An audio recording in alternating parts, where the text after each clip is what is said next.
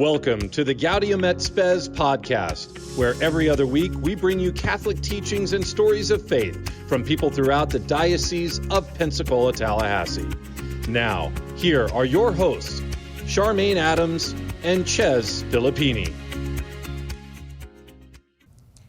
Welcome, and a quick reminder to check out Bishop Walk's last episode. It's actually a teaching episode on the life in Christ. Today, we are on location, actually took a field trip, which was super exciting, to Miramar Beach, where we are sitting right now in the Parish Hall of Resurrection Church. So it's great to be here, and we have a very special guest with us today, Chez. A distinguished guest, Father Dustin Feddon, priest of our diocese. Welcome, Father. Welcome. Good to be here. Thanks for traveling over. Me. Yeah, absolutely. He's the pastor of St. Elizabeth Ann Seton Parish in Crawfordville, and also in Lanark Village, which is a tiny little place right on 98. Highway 98. Highway 98, yep. Sacred Heart Parish as well. So thanks for taking time out, coming over here, and being with us. Looking forward to speaking with you. It's good to be here. Cool. Thanks for having me. Awesome. Well, as always, we're going to start out with our famous first line from the document Gaudium et Spes, which goes, "The joys and the hopes, the griefs and anxieties of the men of this age, especially those who are poor or in any way afflicted. These are the joys and the hopes, the griefs and anxieties of the followers of Christ." So, Father Dustin, you may have listened to an episode or two. This is basically like the high and low game. What's your joys and hopes, your griefs and anxieties going on in your life right now? Yeah, thinking about it earlier today, definitely for me, the low for the past week has been there are a few people that I've been walking with over the past year, 2 years or so, that are really struggling with mental health, related issues, and there's something about when you're walking with someone and you see such improvement in their own health and their just in general, their zeal for life and all of that, and then to see a real sustained period of despondency and to the point to where it really disrupts their life, it's hard not to experience a little bit of that myself, kind of along with them, and just again kind of recognizing how fragile life is. And yet, with that, I was thinking about it. I was thinking, well, the joy for me this past week has been also the fact of kind of walking with a few people that have had, struggles in their life and demonstrate such resilience and the capacity to kind of, imagine, their life, in a new kind of environment and really thriving. So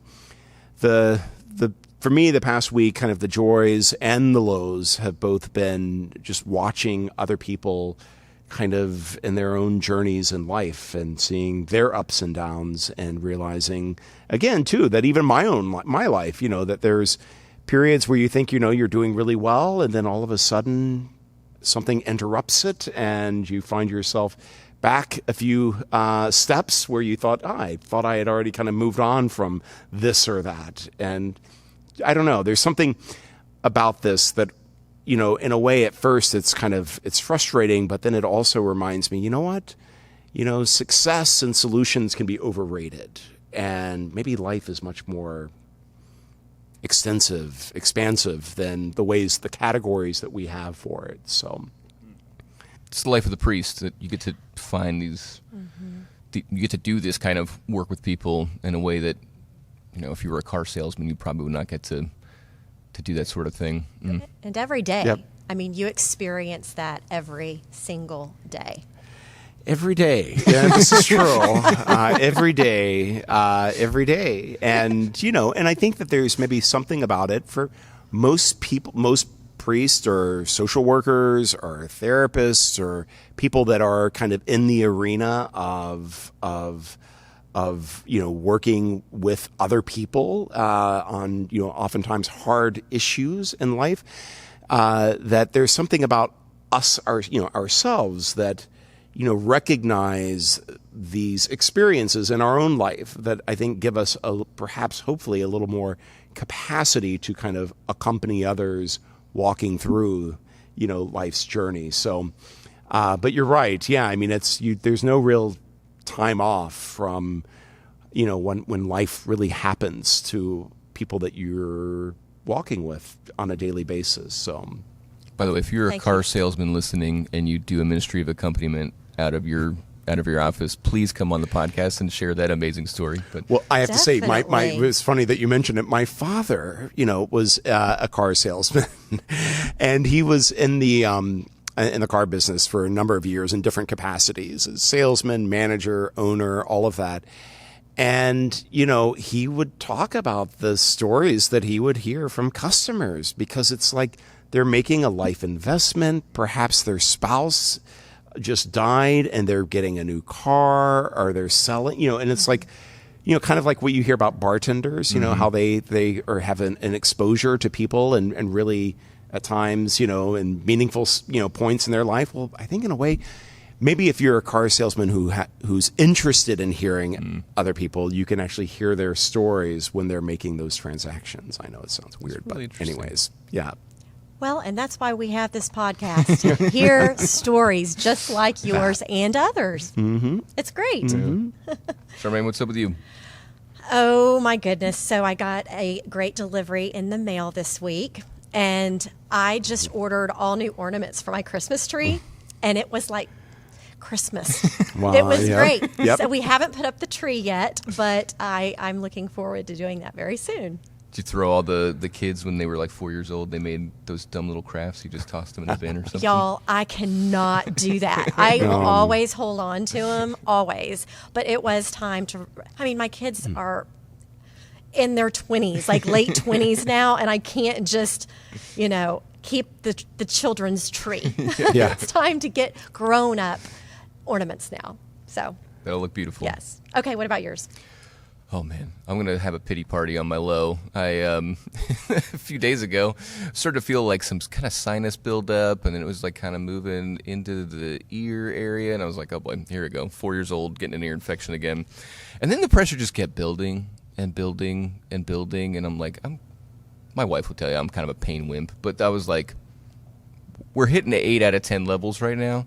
And then eventually my eardrum just perforated, and I was like, ow. It was relief, but it was bananas. So it's been a couple of days of just that the ailments that come with life just kind of knocking you back, as you said, Father Dustin, like, all right, the schedule was on, soccer practice now, this work thing, and it's like, then your human frailty comes and hits you, and it's like, oh my goodness, what is this unforeseen junk happening? So luckily I'm on the mend, and thankfully a nurse practitioner friend of mine was able to get me a prescription for amoxicillin really quickly, so avoided the infection getting worse, and I'm on the mend. But it sounds like a swimming pool in this side of my head right now, so awesome. Okay. Well, I'm glad you're feeling better. Yeah. And that you're able to be with us today. Yes, me too. But as far as a high, as I just mentioned, soccer practice, my 5-year-old son, his team there's no other word for it, demolished the other team on Saturday, 12-0, and John Paul got 3 goals, and it's just I've spoken about it before, the fatherly pride, it's such an amazing feeling to watch him be out there and have fun and do his little fist pump as he celebrates a goal. So yeah. How do you act? I keep it calm, cool, collected. Okay, I've good. seen this a number of times, trying not play because I'm also the coach, so I especially cannot go out there and just, John Paul is the most awesome soccer player of all. Don't be that coach. But I feel all those things deep inside. So, well, good. Yeah, That's important. Mm-hmm. Well, great. Let's get on to the story behind Father Dustin. Tell us a little bit about your upbringing and where you grew up, and take it from there. Well, so I was, and you can probably tell because of my thick Southern accent, I was born in Birmingham, Alabama. I was born in 1975. Beautiful, wonderful, just loving parents, Dave and Helen, and 2 older brothers, David and Derek. We were a pretty typical, I think, kind of like, middle class, family in the, kind of some of the new suburbs of Birmingham on the south side. And it was, for me growing up in Birmingham, at least for the first 5 years because I was, well, anyways, we moved around a bit. But like some of my earliest memories are in Birmingham. In fact, some of my earliest memories are like playing with Star Wars, like figures and things like in our Inverness, in our little community there, neighborhood community in Birmingham. And my parents, my brothers and I, it was, kind of idyllic in terms of childhood, like early childhood. It was a really great kind of formative, experience of, going out to the lake and, just different things that we would do, especially like with my brothers. And this was before they became, well, let's see, let me find a more appropriate way of describing it. Well, let's just say typical older brothers and, experimenting on their younger brother, sure. Who they resent because I'm getting all of mom's attention now, anyways. So, we've worked through all of that, though, I can assure you. But then we moved. We moved in 1980. We moved to St. Pete. My dad bought a dealership down in St. Pete. And then that was very short-lived because then my dad bought another dealership in Tallahassee. And so then we moved to Tallahassee. And again, it was, despite, I was too young to kind of really, for the moves to be like existential for me, because really my brothers and my mom and dad were like my society. These were the only people in my life that I could really, had strong attachments or relationships with. And my parents were Methodist. So my dad was kind of Methodist from, North Carolina. His grandfather was a Methodist minister, and my mom was Methodist, and then also some Church of Christ in her family too in East Tennessee. So my first, kind of experiences in church life were at Killarn United Methodist, a great little church on the north side of Tallahassee, and it was, I went to a Southern Baptist elementary school. So yeah, and that was kind of my early life. We moved around a lot, even in Tallahassee, like within let's see, from like 1981 to like 1988. I think we lived in like 7 or 8 different homes. And then it became really annoying after a while because we moved back up to Birmingham, then we moved down to Fort Lauderdale, then we moved up to Augusta, Georgia, and then back down to Tallahassee. And going to like 3 different high schools. And then by the time we moved to the last high school, we moved the summer right before my senior year from Augusta to Tallahassee. And at that point, I was done. And I had proposed, that I move. I had a friend of mine who was willing, his family was willing to take me in for that year, let me stay here in Augusta. But my father, I think in particular, would not have anything, to do with that. So we were all moving as a family. So we moved, but I dropped out of high school. That's huge. Became a high school dropout my senior year. And, trust me, there was a lot of family conversations going on at that point. But it was like, you know what? I'm just tired of I'm tired of being the new person and all the awkwardness and anxieties and all the cliques and all of that. So I dropped out, got my GED, and went to work. And where did you go to work? I went. Even the memories here going back, it actually cracks me up. I went to work at Steinmart selling men's clothing. Okay. And let me just say that was a disaster. I am not a salesman like my father, not at all. And that was short-lived. And then it was just kind of jumping around to different types of jobs over the next year or two. And then I ended up doing telemarketing, which was a whole nother experience. Yeah. And then, then obviously I found my way back into school eventually, but these were, yeah. Because you have quite a resume there for your schooling. I made up. Yes, you did. Well, this was the for least dropping out. expected thing that could possibly happen as we're doing this episode. But I did not peg you for a high school dropout. High school dropout. That's Yeah, incredible. I know. There's isn't there like a Grease song Yes. there somewhere about being a high school? Beauty yeah, school dropout. Oh, yeah. Yeah. It's What was it? Beauty school Beauty dropout. school dropout. Yes, Yeah. yes, yeah. This is we have a lot of military folks in our diocese. Maybe relate to that kind of constant, Mm-hmm, but it kind of goes with the package of. Well, we're in the military, so we anticipate kind of doing that military thing. And even you had a little bit of a bounce around, but again, your father was in the oil industry. Huge. Yes, my dad was in the oil industry, and my life was a lot like yours. We moved in overseas in different states. I mean, yeah, and I totally get what you're saying about trying to meet new kids because that was so difficult. Yeah. Oh yeah. Yeah. No, I mean, it's like when you finally, and you're thrown into a new environment, and it's like survival, in high school. It's like Darwinian kind of survival of the fittest, and you finally find, a few good friends, companions on this, miserable journey in middle school and high school and all of that. And then you move. Exactly. That's how I feel. And I don't have my own car at the time. And it's not like I can just, we didn't have social media. So like holding on to those relationships were very difficult. And then most of them just ended up, you just kind of drift apart. So it was, that was not fun. Okay, so you grew up Protestant. Mm-hmm. Where did Catholicism take place in your life? How did that happen?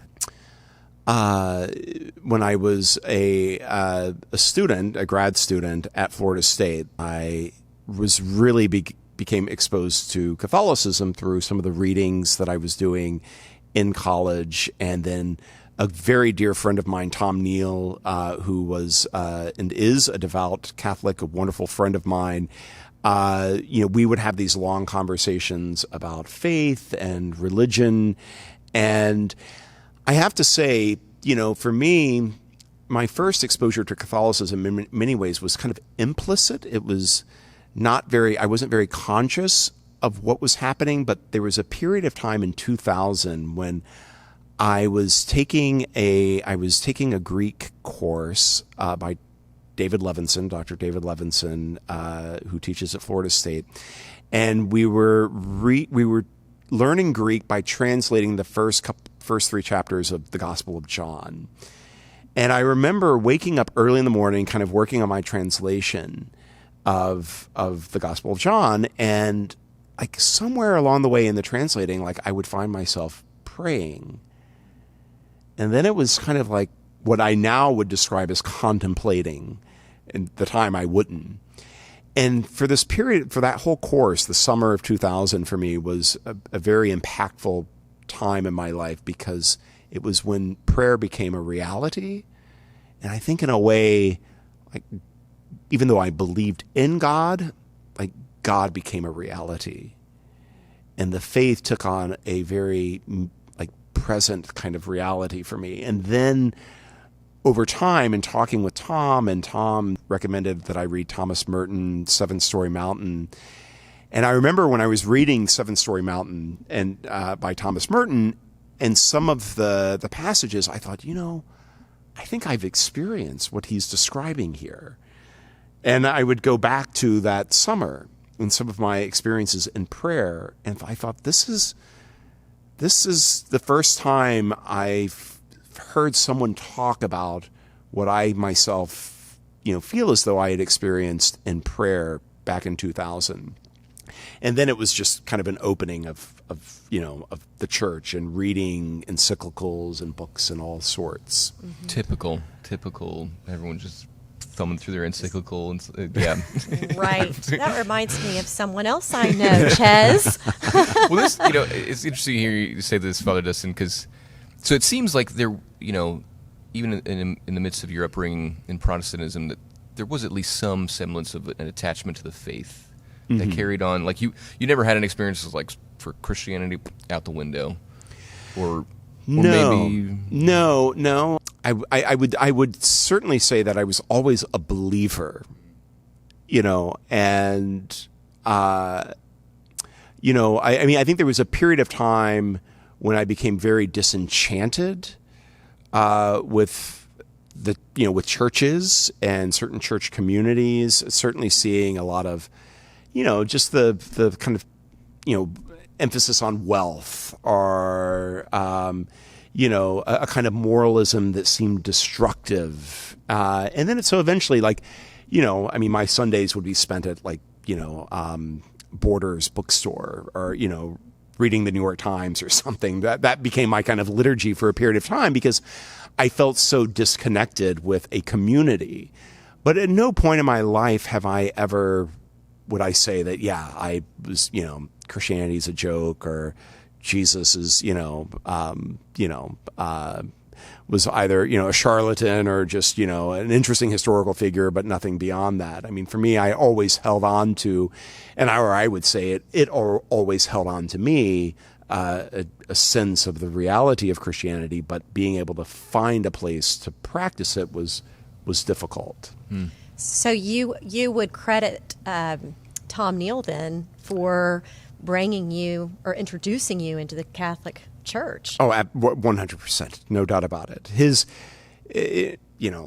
Tom, who is, just for those that may not know, Tom teaches at Notre Dame Seminary in New Orleans. He's a lay theologian.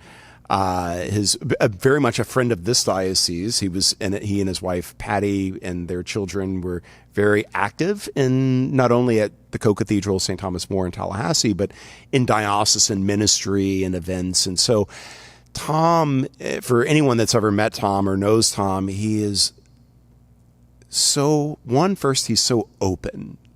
He's such a generous interlocutor, conversation partner. And there's just he's so that kind of, I would say initially just that kind of, a kind of kinship developed in our friendship.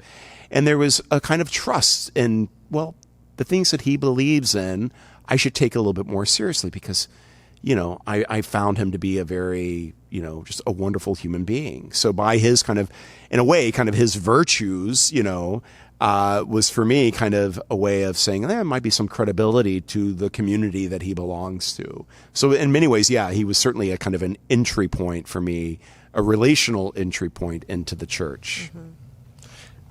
Go ahead. If you're not picking up so far, so these conversations are happening within the realms of academia, right? So this fella selling clothes at Steinmark, eventually develops into a Greek translator and a professor, this vocation to the academic life that I think a lot of people dabble in stuff. Very few people make a career out of.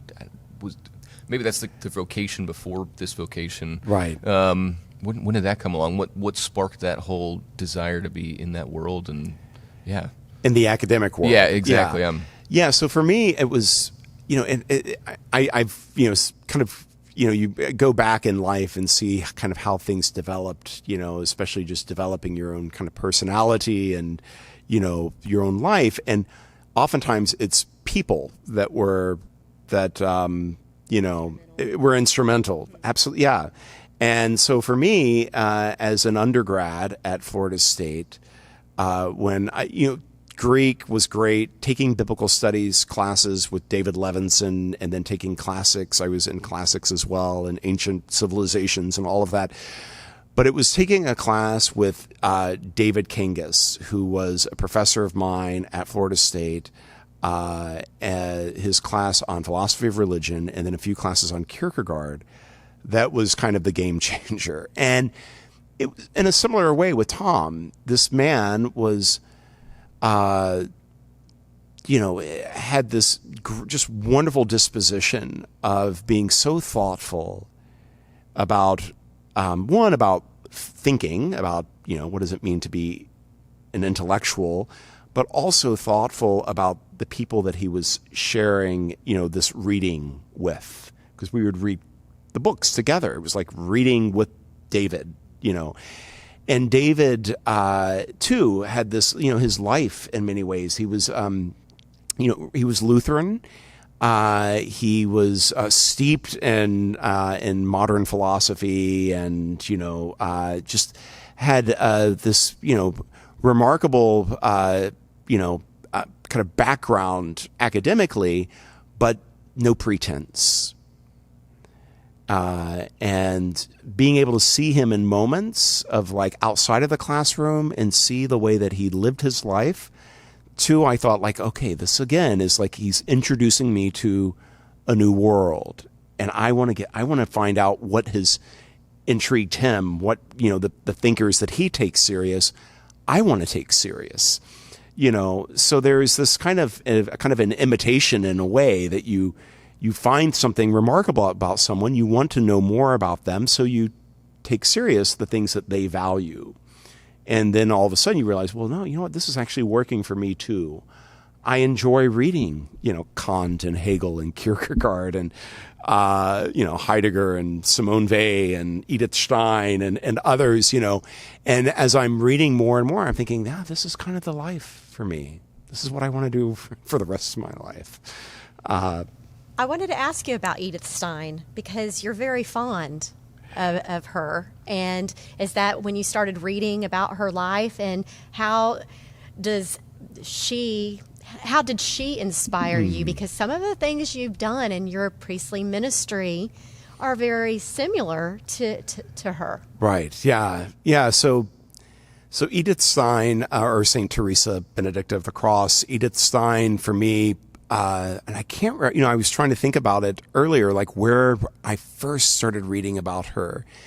And I think, you know, it was probably one of those things, you read a book and then that person mentions this person, and then you start reading that person that this person mentioned in the book and whatever. And one footnote leads to another type of a thing. And I picked up her book, Science of the Cross. And I had already read a lot of John of the Cross and had kind of been very much informed by his theology, his mysticism, the Carmelite spirituality. St. John of the Cross was Carmelite. So was Edith Stein, became a Carmelite nun. And having read John of the Cross, I started reading Edith Stein. And, you know, the one thing I think that really drew me to Edith Stein is that, you know, as, you know, she was a Jewish, you know, came from a very Orthodox Jewish family. And then eventually, you know, she became very much exposed to kind of secular philosophy with Edmund Husserl and a lot of the phenomenologists, you know, which is a whole nother probably conversation. And yet in the midst of the academy, I mean, we're talking like the Uber academy of like, you know, Weimar Europe in the 20th century. And here, you know, Edith Stein in the midst of all of this has this extraordinary conversion. And it was interesting, and I didn't know this until much later, but you know, she was reading, leading up to her conversion, she was reading some of the figures that I had been reading, and especially Kierkegaard's practice in Christianity, which for me was is still probably on my like top 10 list. So reading about what she was reading about leading into her conversion, and then her experience with St. Teresa and her reading of the Interior Castle was for her kind of, I think, the moment. I think, if I remember correctly, you know, and then certainly reading about her life post her you know, how her conversion played out and her sense of solidarity with her people and the sacrifices that she made to delve deeper into the mystery of God in solidarity with those that were the most marginalized at the time, her Jewish brothers and sisters in Europe under the Nazi regime. And, you know, and she had opportunities people were well-to-do people were willing to pay for her to leave Europe and to come to the United States and teach probably at an elite university. And she made the decision not to come to the States when a lot of academics were fleeing Nazi, you know, occupation and moving to the United States or to England or other places. She chose not to judge those that were leaving for their families and all of, you know, their own life, but she herself felt as though Christ was calling her at that hour to be in solidarity with her people. And then, of course, we know, how that for her, where her choices led her to Auschwitz, and ultimately to what many argue was her martyrdom. So the plunge. Yes. You have great conversations. You're reading. Again, all the things you talked about. What pushes you right over the edge, or if there was that moment or anything like that, into the arms of the church? Yes. So my conversations with Tom, starting in about 2004, I think, right around 2004, 2003, 2004, maybe a little bit before then too, but, and it wasn't until 2007 that I entered the church. And I actually started RCIA like maybe once or twice, and then kind of dropped out, when it started getting serious, when the C word, commitment, kind of was being bantered about a little bit more. Confirmation. C word. That's the C word, right. Yes. See, I'm still, once a Methodist, kind of always a Methodist. You're thinking commitment. But no, in talking with Tom, that was helpful, but for me, it was, I will never forget the moment. I don't think.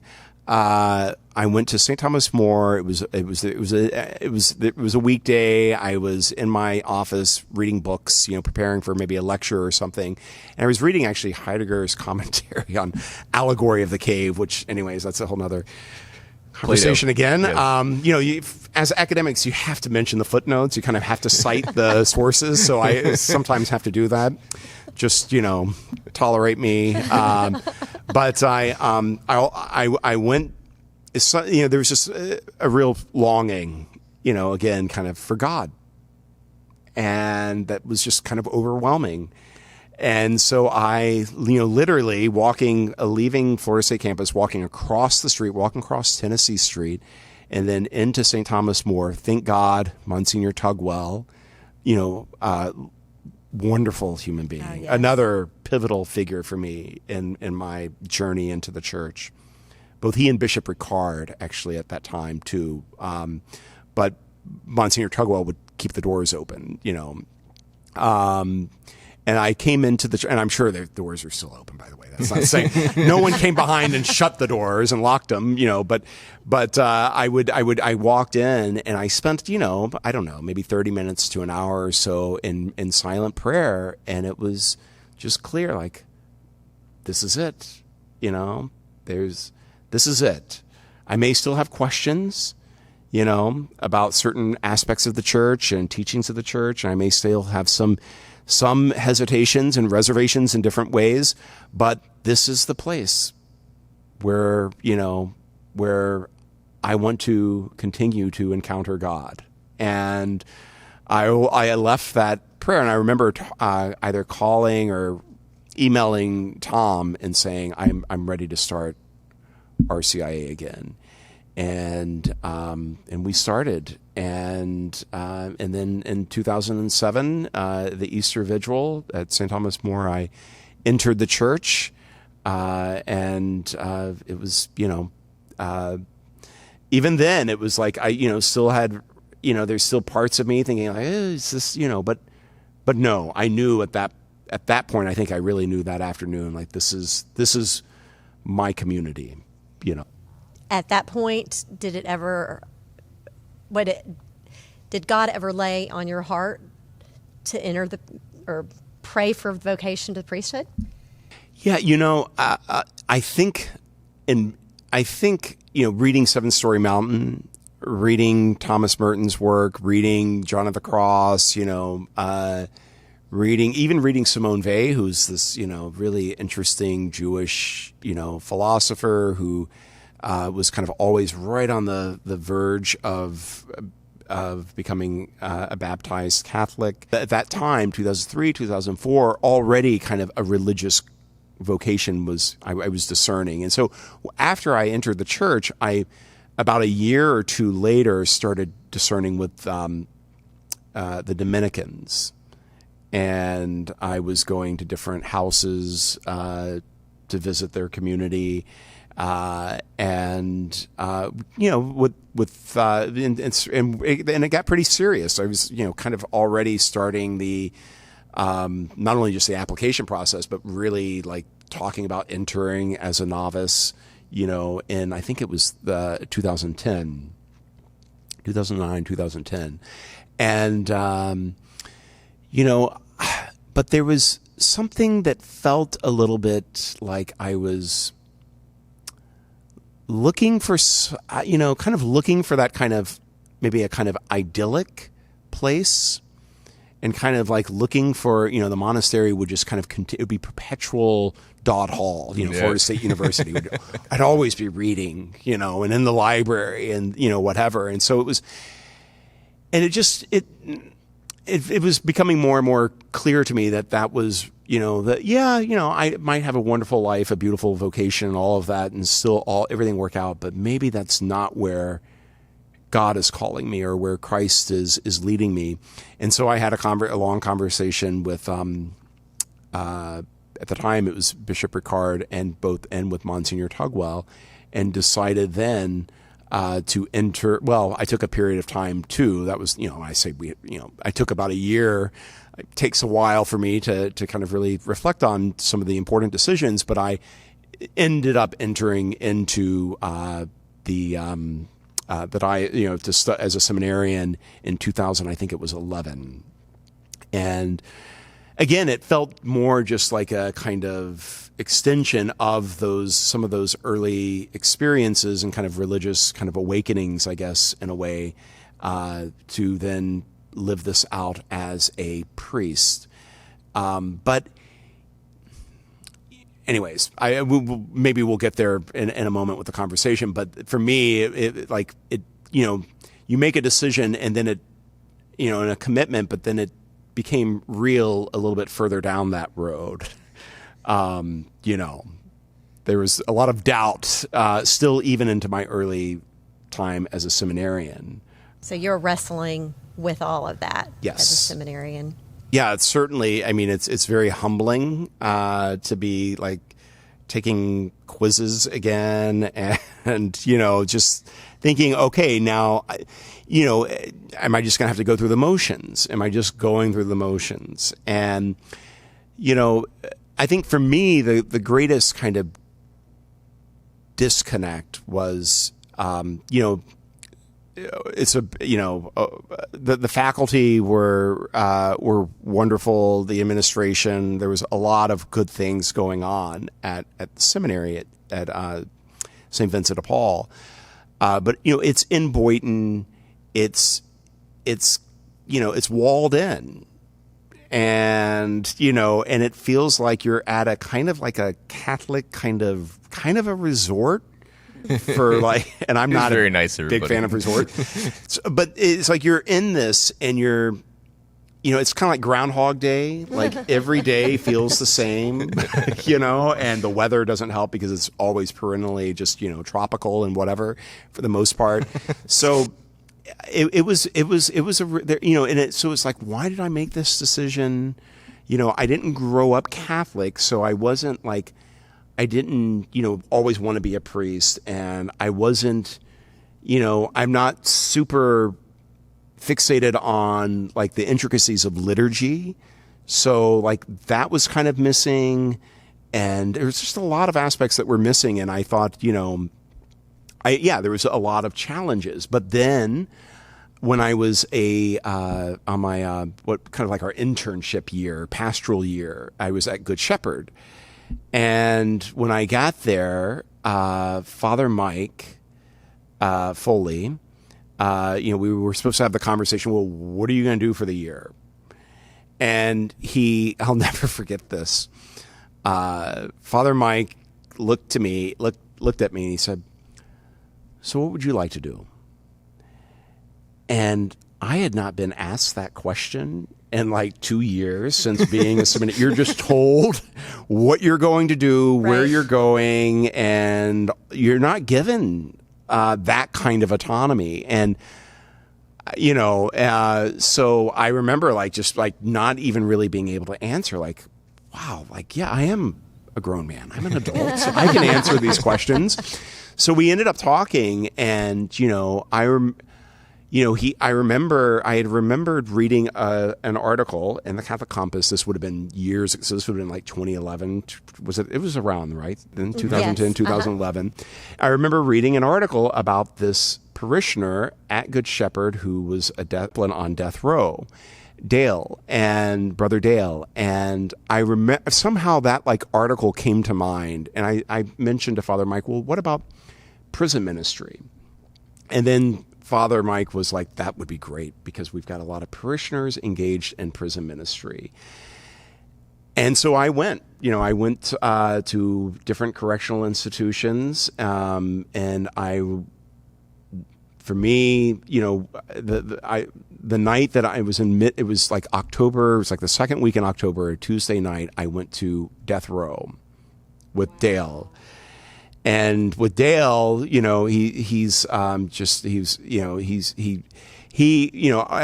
moment that Father Mike told him that there was a seminarian interested, he was on it, and he made it happen quick, because usually it doesn't happen that quick.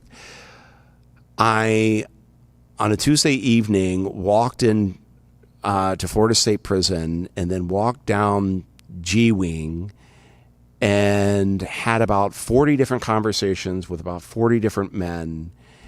And there was one conversation in particular, Tavares, who's born and raised Liberty City, Miami, which in prison ministry I've come to discover that is so many men come from Liberty City. It is, it's like what you would hear about in living in Damascus or living in the Middle East during war. The degree of violence and carnage. And Tavares that night, we engaged in conversation that night, and it was just this overwhelming sense that Christ had been, walking this wing, and that Christ was present to these men, and that awareness of the presence of Christ among the least. And that wasn't what I was thinking so much that night, but there was something clicked. And really for that year, my pastoral year, it was very clear, for me, this is the priesthood. For me, again, not saying that's the universal standard for all priests, but for me, somehow my priestly ministry, as much as I could imagine and discern up to that point, will have something to do with those that are incarcerated. In hearing the joys and the hopes and the anxieties and the fears of those men woke me up in terms of the realities of this world, the realities of mortality, and the reality of where I think Christ so desperately wants the church to be present to those that, have had totally different life than what I grew up with. And hearing their stories in many ways, definitely formed for me mission. And then it's interesting. I have to say, and no offense to people that live in the Panhandle, but I have to say, honestly, I would often think, why am I staying here? Why I prefer mountains and creeks. I prefer full seasons. I love the snow. I like the natural wildlife of the Panhandle, and beaches just don't really, I'm not a big beach person. And I don't like to fish. So that limited a lot of options. I know, heresy. Limited offending too many people. But it limited a lot of options. But then it was during that year, realizing that our diocese has 40,000 incarcerated men and women, more than the entire state of Missouri, just between, Pensacola and the Swanee River. It was okay, now the Panhandle, for someone that wants to engage in prison ministry and to accompany the incarcerated, this is the place to do it because of the tremendous need. I think for me, it was that's when, I had lived in so many ways, and it was wonderful and joyful in so many ways, an academic life in abstractions. And then it was living in community, certainly among seminarians, that really began to bring things to life in a new way. And then it was in community with those that are incarcerated that, for me, was kind of a game changer. Right. Well, and I'd love for you to share with our listeners about what you've done since then, something so beautiful, helping the people that were incarcerated. Tell us a little bit about what you started in Tallahassee. Yeah, so it goes back to that night on G-Wing, talking with Tavares. In particular, Tavares' conversation stood out because we talked religion, we talked philosophy, we talked faith, we talked science. I mean, he was just, a very self-educated person, but who also is very typical, his life, in terms of the incarcerated. Mostly young black men growing up in dire poverty and being, and having so many experiences of extreme violence at an early age. So Tavares was kind of the model and kind of became the prototype of so many people that I have met. And myself and other lay ministers started talking about creating a home, a community that's safe for these men, so many of them orphans essentially, to be able to come and to experience stability, love, to be welcomed into a community, and to be given the resources that they need now for their new journey. So we created Joseph House, and so back in 2017, it was I think it was like the first or second conversation I had with Bishop. Our community at Joseph House calls Bishop Big B, by the way. So that's what that was. Joe has named Bishop Big B. So sometimes I still, even inadvertently at parish, mass at times, I'll talk about Big B and people are looking.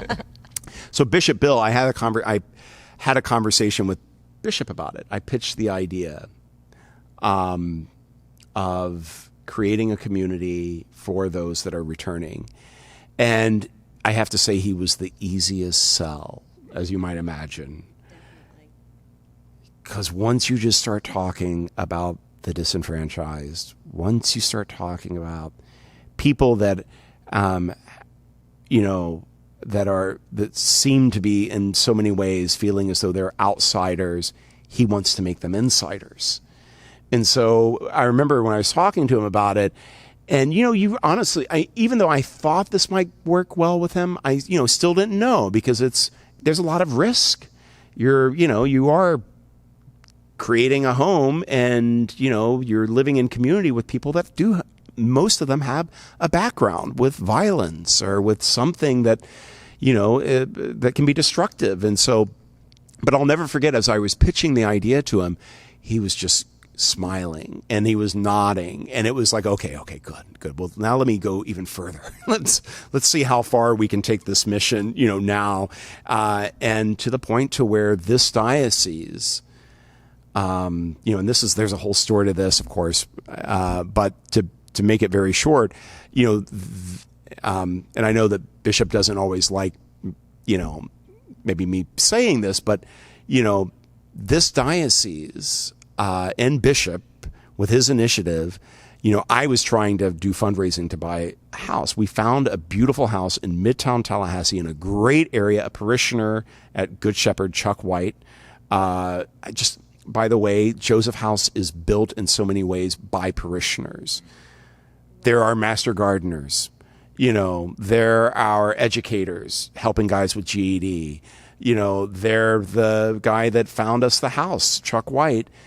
Knew exactly where to find in zoning because he's a retired developer. So he knew exactly where to find, and he found the best possible place. It's a miracle.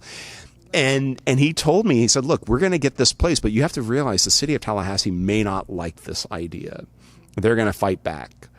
And we already had some conversations with the city of Tallahassee, and they were not wanting us to move there. I mean, by the city of Tallahassee, meaning some people in the town hall area. But our city hall, but Bishop and I were sitting with Chuck White, and Chuck White told him about this house, and Bishop said, let's do this. Let's get it. But he didn't just stop there. Bishop, even though I had raised, about 20,000, thinking I was going to buy, we were going to buy a house for 20, the diocese bought this house. And that to me was it was like one of these moments again, of the realization of how the church, is so hopeful when she really goes out on a limb and does something. It's like, okay, the church is alive. Like we're in this, and that was what happened for me, at least, when Bishop and the others made the decision to buy this house, a beautiful home for men, so many who have never even in their life have ever had a home to begin with. They grew up on couches in people's floors or shelters or in their cars, So that to me that's the history a little bit of Joseph House, is what does it mean to create a beautiful space, safe space for those that are returning home from prison. What a powerhouse you are. I mean, by the grace of God, Father Dustin, you have really accomplished a lot, and God is, he's working through you and in you, and God bless you. Well, thank you. And just whenever I appreciate that. And I always think, but, again, it was David Kangas, it was Tom Neal, it was my mother. There's so many ways in which we discover our vocations through the love and generosity of others. So thank you for inviting me to the table here in Miramar Beach. Right? Yep. Miramar Beach. The beach, your favorite place. That's right. Yes. Yeah, exactly. You know where I'm not going today. Sorry we couldn't get you in the mountains, Father. Yeah. I hope Next time. Yes, I hope you'll enjoy it, or join us, in 2 weeks as Bishop Walk will kick off a new series on Christian prayer. Thank you for joining us. Thank you for tuning in today to the Gaudium et Spes podcast. If you would like to know more about our podcast, please visit gaudiumetspes.net or go to ptdiocese.org and click on the button that says podcast.